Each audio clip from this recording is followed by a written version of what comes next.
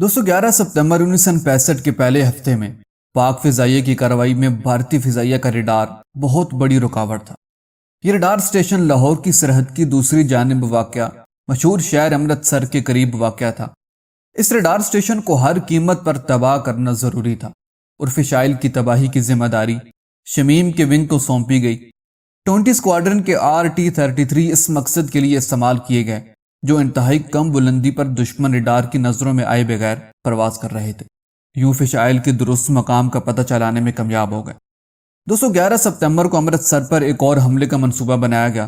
Wing commander Anwar Shamim, ان کے number 2 squadron leader Munir, flight lieutenant Bhatti بطور نمبر 3 اور فلائٹ لیفٹیننٹ سیسل چودھری بطور نمبر 4 4 علیحدہ سپر طیاروں میں مشن کے لیے تیار ہوئے، جبکہ ان کی نگرانی کے لیے 2 F-104 طیارے مقرر کیے گئے۔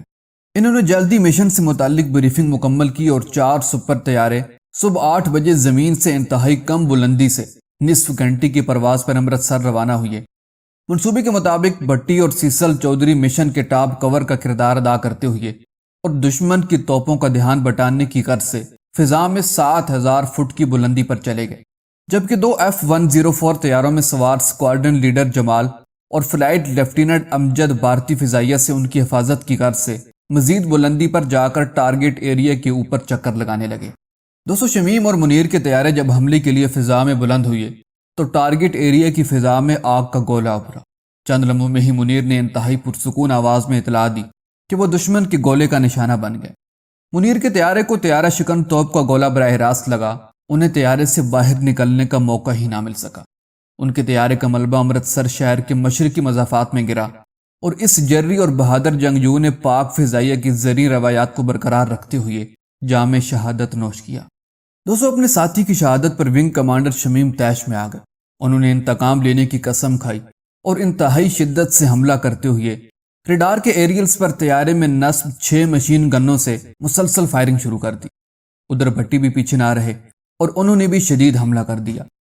زمین سے طیارہ شکن توپوں کی شدید فائرنگ کے باوجود وہ امرتسر کی فضا میں موجود رہے اور دشمن کے ریڈار پر کاری ضربے لگاتے رہے، جس کے نتیجے میں فش آئل واقعی فضا میں بکھر گیا تھا اور اگلے روز کی حاصل کردہ تازہ ترین تصاویر نے اس موقع کی تصدیق کر دی۔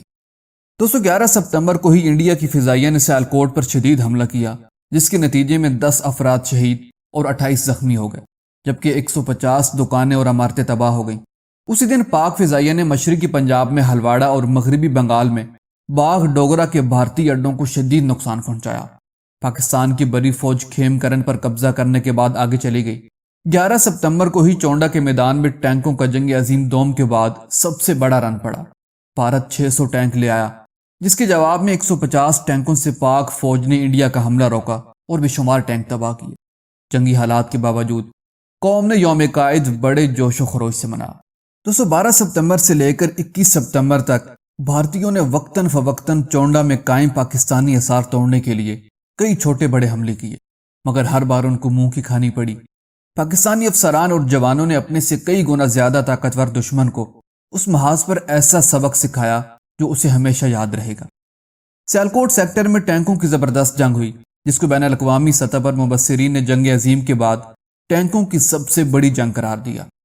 لاہور سیکٹر میں دشمن کا حملہ پسپا کر دیا گیا۔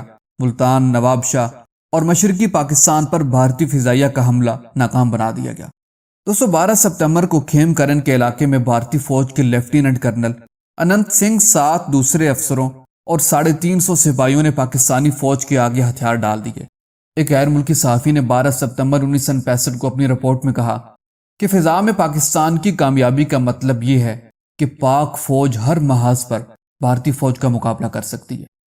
اسی رپورٹ میں آگے چل کر مزید لکھا گیا کہ پاک فضائیہ کے پائلٹس کی بہادری نے ان چند دلیر اور جانثار برطانوی پائلٹس کی یاد تازہ کر دی جنہوں نے دوسری جنگ عظیم میں نازی حملہ آوروں کے خلاف لڑائی کے دوران اپنے ملک کی حفاظت کی تھی۔